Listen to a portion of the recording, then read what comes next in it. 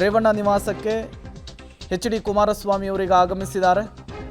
ಚೆನ್ನಮ್ಮ ಪಾರ್ಥಿವ ಶರೀರಕ್ಕೆ ಅಂತಿಮ ಹಂತದ ಪೂಜೆಯನ್ನು ಎಚ್.ಡಿ. ರೇವಣ್ಣ ಅವರ ನಿವಾಸದಲ್ಲಿ ಸಲ್ಲಿಸಲಾಗ್ತಾ ಇದೆ. ದೇವೇಗೌಡರ ಪತ್ನಿ ಚೆನ್ನಮ್ಮ ಅವರ ಅಂತ್ಯಕ್ರಿಯೆಗೆ ಈಗ 2 ಗಂಟೆಯಿಂದ 4 ಗಂಟೆಯ ಒಳಗಾಗಿ ಮಾಡುವುದಕ್ಕೆ ನಿರ್ಧರಿಸಲಾಗಿದೆ. ಅದಕ್ಕೂ ಮೊದಲು 10 ಹಳ್ಳಿಗಳಲ್ಲಿ 10 ಗ್ರಾಮಗಳಲ್ಲಿ ಮೆರವಣಿಗೆಯನ್ನು ಕೂಡ ನಡೆಸೋದಕ್ಕೆ ನಿರ್ಧರಿಸಲಾಗಿದೆ.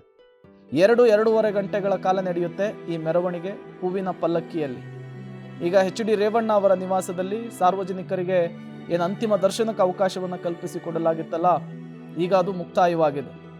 ಈಗ ಪಾರ್ಥಿವ ಶರೀರವನ್ನು ಆ ಬಾಕ್ಸಿನಿಂದ ಹೊರತೆಗೆಯುವಂತಹ ಕೆಲಸ ಆಗುತ್ತೆ. ತದನಂತರ ಸ್ನಾನ ಮಾಡಿಸ್ತಾರೆ.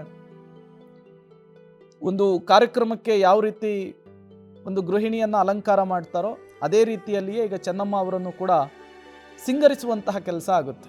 ನಾನಾಗಲೇ ಹೇಳ್ತಾ ಇದ್ನಲ್ಲ, ಸೀರೆ ಉಟ್ಸೋದು, ಹಸಿರು ಬಳೆಯನ್ನು ಇಡುವಂಥದ್ದು, ಕೆನ್ನೆಗೆ ಅರಿಶಿಣವನ್ನು ಹಚ್ಚುವಂಥದ್ದು, ಹಣೆಗೆ ಕುಂಕುಮ ಇಡುವಂಥದ್ದು, ಕಾಲಿಗೆ ಕಾಲುಂಗುರವನ್ನು ತೊಡಿಸುವಂಥದ್ದು. ಅದಾದಮೇಲೆ ಕುಟುಂಬಸ್ಥರೆಲ್ಲರೂ ಕೂಡ ಪೂಜೆಯನ್ನು ನೆರವೇರಿಸ್ತಾರೆ.